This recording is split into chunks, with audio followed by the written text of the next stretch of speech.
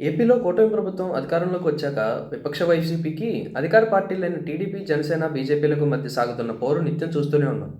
YCP versus కూటమిగా సాగుతున్న AP రాజకీయాల్లో ఇవాళ ఓ ట్విస్ట్ చోటు చేసుకుంది.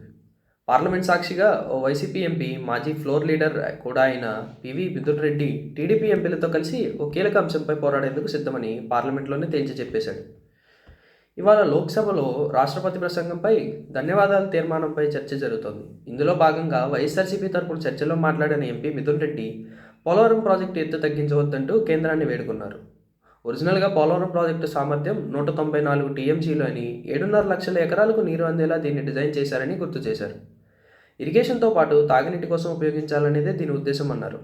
కానీ 41.15 మీటర్లకు ప్రాజెక్టును తగ్గిస్తూ బడ్జెట్లో ప్రతిపాదనలు పెట్టారని మిథున్ రెడ్డి అభ్యంతరం తెలిపారు. దీనివల్ల పోలవరం కెపాసిటీ 194 నుంచి 115 టీఎంసీలకు పడిపోతుందన్నారు. ఇది రైతులకు, రాష్ట్రానికి తీరని అన్యాయం అన్నారు. ఈ అన్యాయం ఎదిరించేందుకు టీడీపీ ఎంపీలతో కలిసి పోరాటానికి సిద్ధమని మిథున్ రెడ్డి స్పష్టం చేశారు. లేకుంటే ఆంధ్ర రాష్ట్ర ప్రజలు క్షమించవరన్నారు. 115 టీఎంసీలకు పోలవరాన్ని తగ్గించడం వల్ల కేవలం 3.2 లక్షల ఎకరాలకు నీరు అందుతుందన్నారు.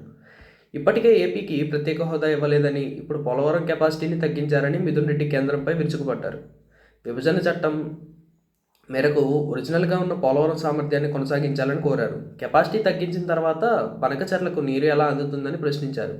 రాయలసీమకు నీరు ఎలా ఇస్తారని అడిగారు. మరోవైపు ఏపీ ప్రభుత్వ పాఠశాలల్లో ఇంగ్లీష్ మీడియం మెల్లగా రద్దు చేస్తున్నారని, ఇంగ్లీష్ చదివితేనే విదేశాల్లో కార్పొరేట్ కంపెనీలలో ఉద్యోగాలు దొరికే పరిస్థితి ఉందని మిథున్ రెడ్డి తెలిపారు. ఇంగ్లీష్ మీడియంతో పాటు తెలుగు కొనసాగించాలన్నారు. ఆర్బీఐ నిబంధనల విరుద్ధంగా మార్గదర్శి 2,600 కోట్ల రూపాయల కుంభకోణానికి పాల్పడిందని, ప్రజల డబ్బును ఇతర కంపెనీలకు మళ్లించారని మిథున్ ఆరోపించారు. సహార శారద కుంభకోణం కంటే మార్గదర్శి కుంభకోణం పెద్దదన్నారు. మార్గదర్శిపై 1,000 కోట్ల రూపాయల జరిమానా విధించారని గుర్తు చేశారు.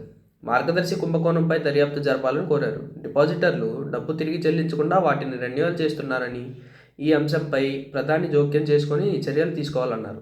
విశాఖ స్టీల్ ప్లాంట్ను ప్రైవేటీకరణ చేయవద్దని, కూడా స్టీల్ ప్లాంట్ విషయంలో జిందాల్ గ్రూప్ను పిలిచి మాట్లాడాలని కేంద్రాన్ని మిథున్ రెడ్డి కోరారు. విద్యార్థులు డ్రగ్స్కు బానిసలవుతున్నారని, వీటి నిర్మూలనకు కేంద్ర ప్రభుత్వం కఠిన చర్యలు తీసుకోవాలని కోరారు. మరోవైపు హైదరాబాద్ను ఒక మోడల్గా 1995లో తాను ఇచ్చానని ఏపీ సీఎం చంద్రబాబు అన్నారు.